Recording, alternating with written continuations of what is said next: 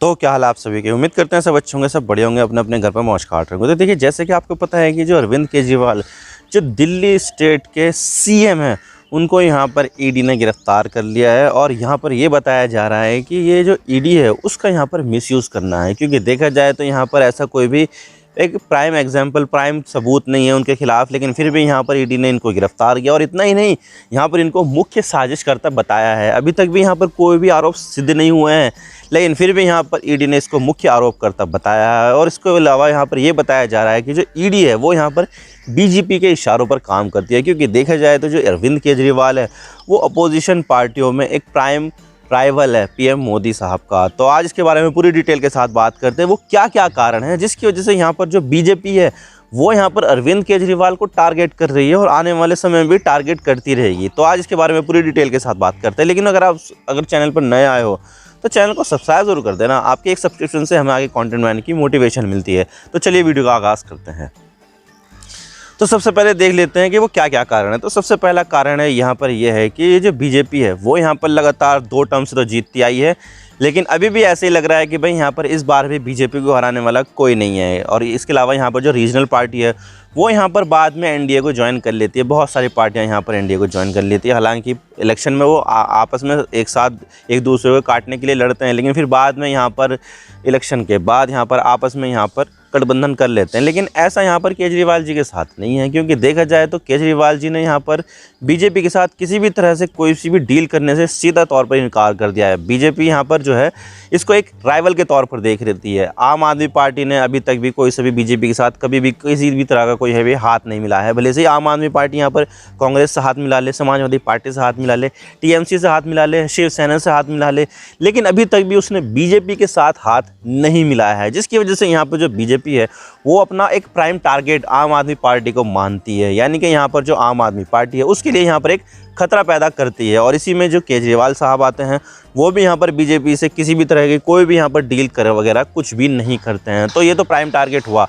और ये जो प्राइम टारगेट रहेगा वो अभी नहीं रहेगा, बल्कि यहाँ पर 2024 के इलेक्शन के बाद भी यहाँ पर जो केजरीवाल जी है वो यहाँ पर प्राइम टारगेट रहने वाले हैं। और इसके अलावा जो बीजेपी है वो कई सारे स्टेट्स में यहाँ पर सरकार में बनी बैठी है। यानी कि यहाँ पर जो देखा जाए तो कांग्रेस का जो डिक्लाइन आया है उसका यहाँ पर सबसे ज़्यादा जो फ़ायदा किसी ने पार्टी ने उठाया है वो यहाँ पर बीजेपी ने उठाया है। चाहे वो आप यहाँ पर मध्य प्रदेश देख लें, गुजरात देख लें, महाराष्ट्र देख लें, किसी भी स्टेट को देख लें, जहाँ जहाँ पर कांग्रेस कमज़ोर हुई है वहाँ पर यहाँ पर जो बीजेपी है वो यहाँ पर काफ़ी ज़्यादा मजबूत हुई है। लेकिन यहाँ पर जो आम आदमी पार्टी है वो भी इस चीज़ का फ़ायदा उठा रही है। जैसे कि आपको पता है कि यहाँ पर जो पंजाब है वहाँ पर कांग्रेस थोड़ी सी कमज़ोर होती जा रही थी, तो यहाँ पर इस बीजेपी तो ये सोच रही थी कि भाई यहाँ पर जो बीजेपी है वो यहाँ पर कांग्रेस के विकल्प के तौर पर उभरेगी। लेकिन यहाँ पर जो बीजेपी है उसका यहाँ पर सारी मट्टी पलीत कर दी आम आदमी पार्टी ने। आम आदमी पार्टी ने यहाँ पर पंजाब चुनाव ही जीत लिया। और इसके अलावा यहाँ पर जो बीजेपी की जो भी उम्मीद रही थी जीतने की वो सारी की सारी धूमिल कर दी। तो इस वजह से जो प्राइम टारगेट है वो तो यहाँ पर आम आदमी पार्टी रहने वाला है बीजेपी का। और इसके अलावा यहाँ पर जो दूसरे स्टेट्स है जैसे कि गुजरात है, तो गुजरात में यहाँ पर जो आम आदमी पार्टी है वो भी घुसने की कोशिश कर रही है। 5 एमएलए उसके जीत के आए थे आम आदमी पार्टी के। और इसके अलावा जो गोवा है वहाँ पर भी उसके 2 एमएलए जीत के आए थे। तो यहाँ पर जो देखा जाए तो जो आम आदमी पार्टी है वो यहाँ पर डायरेक्ट कंपटीशन दे रही है बीजेपी को। तो इसकी वजह से भाई यहाँ पर पॉलिटिकल राइवलरी तो होगी, और उसी राइवलरी में यहाँ पर जो चीज़ें हैं वो सामने निकल कर आ रही है। और इसके अलावा जो केजरीवाल है उसको यहाँ पर और ज़्यादा टारगेट किया जाएगा। और इसके अलावा अगर हम यहाँ पर देखें तो बीजेपी सबसे ज़्यादा जो मजबूत है कहीं पर वो है नॉर्थ इंडिया में और वेस्टर्न इंडिया में। क्योंकि देखा जाए तो नॉर्थ इंडिया में कौन कौन से, उत्तर प्रदेश और तुम्हारा दिल्ली में भी काफ़ी मजबूत है, उत्तराखंड में, हिमाचल में, राजस्थान में, गुजरात में, जम्मू कश्मीर में यहाँ पर काफ़ी ज़्यादा मजबूत है। और इसके अलावा वेस्टर्न जो इंडिया है उसमें भी काफ़ी ज़्यादा मजबूत है।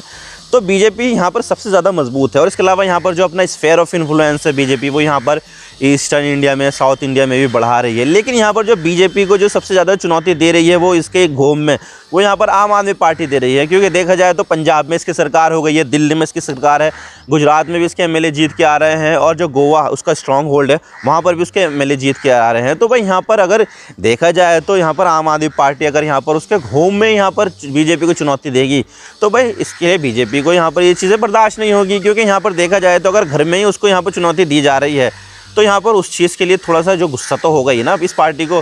तो ऐसा ही यहाँ पर बीजेपी के साथ है, और ऐसा ही यहाँ पर इस चीज़ को देखते हुए यहाँ पर जो बीजेपी है वो और ज़्यादा टारगेट करेगी आम आदमी पार्टी को और उनके जो सीएम है केजरीवाल जी उनको। और इसके अलावा यहाँ पर बीजेपी जो है ना वो प्राइमरी हिंदुत्व की पार्टी मानी जाती है कि भाई यहाँ पर जो पार्टी है वो हिंदुत्व से रिलेटेड सारे काम करती है, और ये यहाँ पर जो दूसरी पार्टी है उसको यहाँ पर प्रो माइनॉरिटी बता देती है कि भाई यहाँ पर ये जो मुस्लिम परस्त है ये पार्टी, ये या फिर ये जो है ना क्रिश्चियन परस्त है। तो इस तरह से यहाँ पर जो दूसरी पार्टी है, अपोजिशन पार्टी है, उसको यहाँ पर बीजेपी ऐसे पेंट कर देती है। लेकिन यहाँ पर आम आदमी पार्टी के साथ ऐसा कुछ भी नहीं है, क्योंकि देखा जाए तो अभी तक भी इसके ऊपर ऐसा तमगा लगा ही नहीं है। और यहाँ पर जो आम आदमी पार्टी है वो भी यहाँ पर हिंदुत्व से रिलेटेड थोड़े बहुत काम करती है, सॉफ्ट हिंदुत्व का। अभी तक भी इसके बारे में ऐसी कोई भी यहाँ पर चीज़ें सामने नहीं आई, जिसकी वजह से यहाँ पर जो उसकी जो अपोजिशन पार्टी है जैसे कि बीजेपी है वो यहाँ पर इसको प्रो माइनॉरिटी पार्टी का तमगा दे सके। तो ये चीज़ भी यहाँ पर इसके लिए थोड़ी बेचैन करने वाली है बीजेपी के लिए कि भाई यहाँ पर अभी तक भी आम आदमी पार्टी के ऊपर प्रो माइनॉरिटी पार्टी होने का तमगा लगा ही नहीं है। जबकि जो दूसरी पार्टी है जैसे कि आरजेडी है और समाजवादी पार्टी है, कांग्रेस है, दूसरी पार्टियाँ जो है उनके ऊपर यहाँ पर बीजेपी तमगा लगा देती है कि भाई यहाँ पर ये मुसलमानों को खुश करने के लिए ये सब पॉलिसी कर रही है, ये कर रही है, वो कर रही है। लेकिन अभी तक भी यहाँ पर बीजेपी ने इस तरह की जो कोई भी चीज़ है वो यहाँ पर आम आदमी पार्टी के अंदर देखी नहीं है, जिसकी वजह से यहाँ पर इस चीज़ से बीजेपी काफ़ी ज़्यादा बेचैन है कि भाई यहाँ पर हमारा जो हम जो पॉलिटिक्स करते हैं उसी तरह की पॉलिटिक्स ये भी कर रही है। तो ये चीज़ें जो है देखने वाली बात है, और इसी वजह से यहाँ पर जो बीजेपी है वो यहाँ पर खुन्नस रखती है आम आदमी पार्टी से। और इसके अलावा जो बीजेपी है वो यहाँ पर अपने अपोजिशन की जो पार्टी होती है उसको यहाँ पर करप्ट कह देती है आसानी से कि भाई यहाँ पर ये पार्टी करप्ट है, और इस करप्शन को ख़त्म करने के लिए यहाँ पर बीजेपी तुम्हारे साथ है। जबकि यहाँ पर जो आम आदमी पार्टी है वो इंडिया अगेंस्ट करप्शन का जो मूवमेंट हुआ था, अन्ना हज़ारे मूवमेंट हुआ था, उससे यहाँ पर निकली है। तो यहाँ पर ये जो चीज़ें हैं वो यहाँ पर बीजेपी के इसलिए सूट नहीं कर रही है, क्योंकि यहाँ पर देखा जाए तो अभी तक भी आम आदमी पार्टी के ऊपर यहाँ पर करप्ट होने का यहाँ पर अभी तक भी कोई सी ऐसी चीज़ें सामने निकल कर आई नहीं है। हालांकि देखा जाए तो जो दिल्ली का जो एक्साइज पॉलिसी है और जो लिकर पॉलिसी स्कैम है उसको लेकर यहाँ पर बीजेपी इसके ऊपर आरोप लगाती है कि भाई यहाँ पर जो आम आदमी पार्टी है वो करप्ट है, लेकिन अभी तक भी ये चीज़ें साबित हुई नहीं है। तो ये चीज़ें यहाँ पर जो बीजेपी है वो यहाँ पर आम आदमी पार्टी को करप्ट कहने के लिए बुला देती है कि भाई आम आदमी पार्टी करप्ट है और इस करप्शन को ख़त्म करने के लिए यहाँ पर तुम्हारे साथ बीजेपी है। तो इसी वजह से यहाँ पर जो बीजेपी है वो यहाँ पर आम आदमी पार्टी को इस तरह से टारगेट करेगी।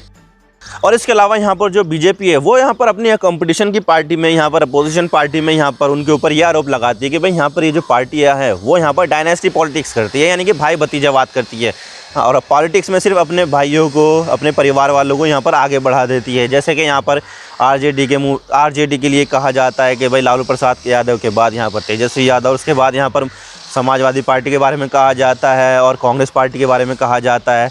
तो बीजेपी इस तरह से जो अपनी पोजीशन पार्टी है उसको यहाँ पर डायनेस्टी पॉलिटिक्स से यहाँ पर घेरती है। लेकिन ऐसा यहाँ पर आम आदमी पार्टी के साथ नहीं है, क्योंकि यहाँ पर अभी इसको शुरू हुए लगभग 10 से 12 साल हुए हैं, तो यहाँ पर अभी तक भी इसकी डायनेस्टी देखने को मिली ही नहीं है, और सिविल सोसाइटी के जो लोग हैं वो इससे जुड़ते हुए आ रहे हैं। तो ये चीज़ें भी यहाँ पर बीजेपी को बेचैन करती है कि भाई यहाँ पर जो उनका हथियार है डायनेस्टी पॉलिटिक्स का वो यहाँ पर आम आदमी पार्टी के खिलाफ चलता नहीं है, क्योंकि यहाँ पर अभी तक भी यहाँ पर देखने को मिली नहीं है डायनेस्टी पॉलिटिक्स के भाई यहाँ पर उसका भाई भी है, उसका भतीजा भी है, यहाँ पर उसका बेटा बेटी, इन सबको यहाँ पर पॉलिटिक्स में ले गया। अभी तक भी यहाँ पर ये चीज़ आम आदमी पार्टी में देखने को मिली नहीं है।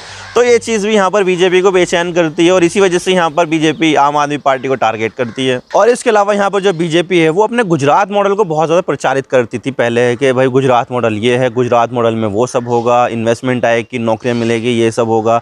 लेकिन अब बात करें तो गुजरात मॉडल के बारे में अब कौन बात करता है, कोई भी बात नहीं करता है। लेकिन फिर भी यहाँ पर बीजेपी जो है वो अपनी गुड गवर्नेंस और जो साफ छवि है उसको लेकर यहाँ पर बातचीत करती है कि भाई हम यहाँ पर आपको जो है गुड गवर्नेंस देंगे, क्लीन पॉलिटिक्स देंगे। लेकिन यहाँ पर अगर हम बात करें आम आदमी पार्टी की तो वो यहाँ पर अपना दिल्ली मॉडल पेश करती है कि भाई जो दिल्ली मॉडल है वो हम यहाँ पर पूरे देश में लागू करेंगे कि भाई फ्री बिजली देंगे, यहाँ पर फ्री पानी देंगे, एजुकेशन बहुत अच्छी देंगे, और जो हेल्थ सिस्टम है उसको बहुत अच्छा कर देंगे। और ये यहाँ पर प्रूव भी हो चुका है, और यहाँ पर जो दिल्ली मॉडल है वो काफ़ी ज़्यादा सक्सेसफुल हुआ है। और ये यहाँ पर चीज़ें देखने को मिली है आम आदमी पार्टी की जो सक्सेस है पंजाब में वहाँ पर कि भाई यहाँ पर जो दिल्ली मॉडल है उसका यहाँ पर इतना प्रचार किया गया, वही भाई आम आदमी पार्टी ने वहाँ पर सरकार ही बना ली। और यही चीज़ यहाँ पर बीजेपी को बहुत ज़्यादा परेशान करती है कि भाई हम यहाँ पर लेकर आए थे गुजरात मॉडल, लेकिन यहाँ पर आम आदमी पार्टी अपने दिल्ली मॉडल को आगे बढ़ा रही है, जो यहाँ पर बीजेपी के लिए जो बेचैन करने वाली बात होगी ना। तो इसी वजह से यहाँ पर जो बीजेपी है वो आम आदमी पार्टी को काफ़ी ज़्यादा टारगेट करती है कि भाई यहाँ पर तुम हमारी ये जो चीज़ें हैं वो क्यों छीन रहे हो। हम पॉलिटिक्स करने का तो हमारा इरादा था मॉडल का, गवर्नेंस मॉडल का, लेकिन यहाँ पर तुम दिल्ली मॉडल को आगे बढ़ा रहे हो। भाई ये सही नहीं है भाई, अब तो यहाँ पर जो है तुम्हारे ऊपर टारगेट किया जाएगा। और अगर हम यहाँ पर ब्रांड की बात करें तो यहाँ पर ब्रांड मोदी बहुत ज़्यादा प्रचलित है कि भाई ब्रांड मोदी ये है, ब्रांड मोदी वो है। अगर मोदी का नाम भी ले लो किसी इलेक्शन में तो वो जीत जाती है बीजेपी।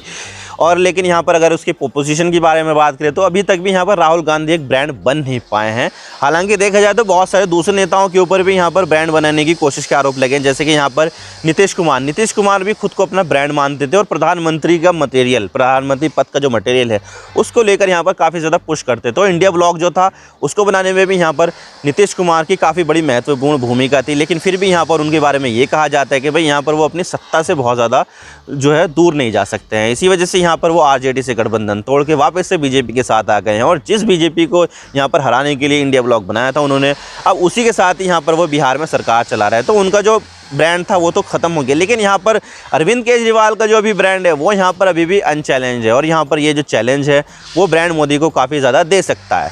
और इसके अलावा यहाँ पर जो बीजेपी और मोदी जी की जो लोकप्रियता थी वो यहाँ पर सोशल मीडिया के ज़रिए काफ़ी ज़्यादा ऊपर पहुँच गई थी कि भाई यहाँ पर अगर यंग वोटर को लुभाना है तो सोशल मीडिया का इस्तेमाल करो। सोशल मीडिया के ज़रिए यहाँ पर जो मोदी साहब है वो यहाँ पर इतने ज़्यादा ऊपर पहुँच गए हैं और आप भी देख सकते हैं कि ट्विटर पर उनके कितने ज़्यादा फॉलोवर्स हैं और इसके अलावा जो दूसरे प्लेटफॉर्म पर वहाँ पर भी उनके कितने ज़्यादा फॉलोवर्स थे। ये चीज़ें जो है वो बीजेपी के लिए फेवर में गई है और यहाँ पर जो सोशल मीडिया का इस्तेमाल है वो बीजेपी बहुत ही ज़्यादा इफेक्टिवली तरीके से करती है। हालांकि देखा जाए तो उनकी जो अपोजिशन पार्टी है जैसे कि कांग्रेस है, टीएमसी है, समाजवादी पार्टी है, आरजेडी है, वो यहाँ पर इतना बेहतर तरीके से सोशल मीडिया का इस्तेमाल नहीं कर पाते। लेकिन अगर हम यहाँ पर आम आदमी पार्टी के बारे में बात करें तो आम आदमी पार्टी यहाँ पर सोशल मीडिया का बहुत ही अच्छी तरीके से इस्तेमाल करती है और यहाँ पर अपना इन्फ्लुएंस बढ़ाने की कोशिश करती है और उनके यहाँ पर बहुत सारे जो सोशल मीडिया अकाउंट है वो यहाँ पर देखने को मिलती है, जिसकी वजह से वो जो सोशल मीडिया है वो यहाँ पर उस पर आम आदमी पार्टी को काफ़ी ज़्यादा प्रचार करते हैं और यही चीज़ें यहाँ पर बीजेपी को बेचैन करती है कि भाई हम यहाँ पर सोशल मीडिया से उठे थे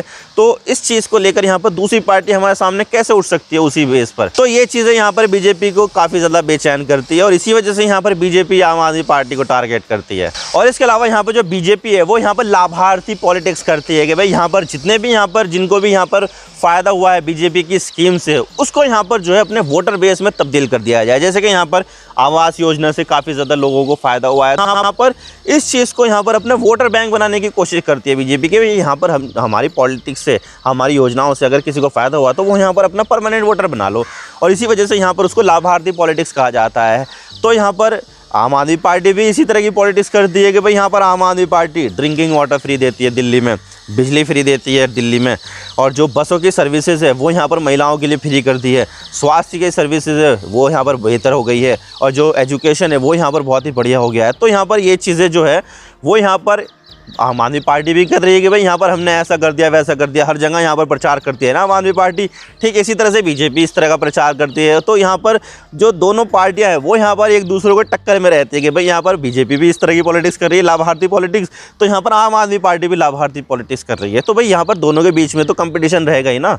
और इसके अलावा यहाँ पर जो बीजेपी है वो यहाँ पर अपने कोर वोट बेस और हिंदुत्व को पॉलिटिक्स को लेकर यहाँ पर बहुत सारे फैसले लेती है, जैसे कि CAA का मुद्दा हो गया और इसके अलावा यहाँ पर UCC का मुद्दा हो गया, राम मंदिर का मुद्दा हो गया, धारा 370 का मुद्दा हो गया, 3 तलाक का मुद्दा हो गया। तो यहाँ पर इस तरह की जो चीज़ें हैं फैसले लेकर यहाँ पर जो बीजेपी है वो यहाँ पर अपोजिशन को टारगेट करती है कि भाई यहाँ पर अपोजिशन पार्टी ने ऐसा कर दिया, सपोर्ट नहीं कर रहे, वो नहीं कर रहे, ये नहीं कर रहे हैं। तो इस तरह से यहाँ पर जो बीजेपी है उसको मुद्दा मिल जाता है दूसरी पार्टी को यहाँ पर एंटी नेशनल बताने का। लेकिन ऐसा मुद्दा यहाँ पर आम आदमी पार्टी के साथ नहीं है, क्योंकि यहाँ पर आम आदमी पार्टी इस तरह के जो कोई सा भी मुद्दा होता है उस पर कोई भी स्टेटमेंट देती नहीं है, जिसकी वजह से उसका जो अंदर की जो चीज़ें वो सामने निकल कर आती नहीं है। और बीजेपी भी यहाँ पर कंफ्यूज हो जाती है कि भाई यहाँ पर इस तरह की जो दूसरी पार्टी है जो स्टेटमेंट देती है वो यहाँ पर आम आदमी पार्टी देती नहीं, तो हम यहाँ पर किस तरह से आम आदमी पार्टी को एंटी नेशनल घोषित करें। तो यहाँ पर जो एंटी नेशनल घोषित करने का जो बीजेपी का जो रिवाज है, सर्टिफिकेट जो बांटती है बीजेपी एंटी नेशनल होने का, वो यहाँ पर अभी तक भी आम आदमी पार्टी को मिला नहीं है। तो इसी वजह से यहाँ पर जो बीजेपी है वो यहाँ पर काफ़ी ज़्यादा परेशान रहती है आम आदमी पार्टी की वजह से। और इसके अलावा यहाँ पर जो दिल्ली की जो 7 सीटें हैं वो यहाँ पर बीजेपी के कब्जे में है लोकसभा की।